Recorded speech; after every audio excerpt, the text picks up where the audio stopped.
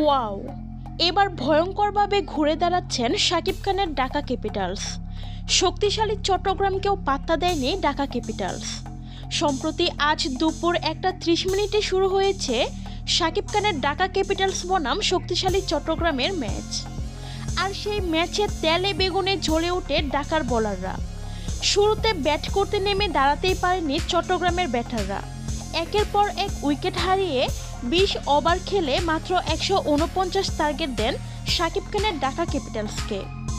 149 রানের টার্গেট নিয়ে ব্যাটিং করতে নেমেই তেলে বেগুনে জ্বলে ওঠে শাকিব খানের ঢাকা ক্যাপিটালসের এমন ঘুরে দাঁড়ানো দেখে পুরাই অবাক ভক্তরা। অনেকেই বলছিল শাকিব খানের ঢাকা ক্যাপিটালস মনে হয় আর কামব্যাক করতে পারবে না। তবে সবাইকে অবাক করে ভয়ঙ্করভাবে ঘুরে দাঁড়াচ্ছেন ঢাকা ক্যাপিটালস। একের পর এক ম্যাচ জিতে পয়েন্ট টেবিলে এগিয়ে যাচ্ছে রাজধানীর এই দলটি।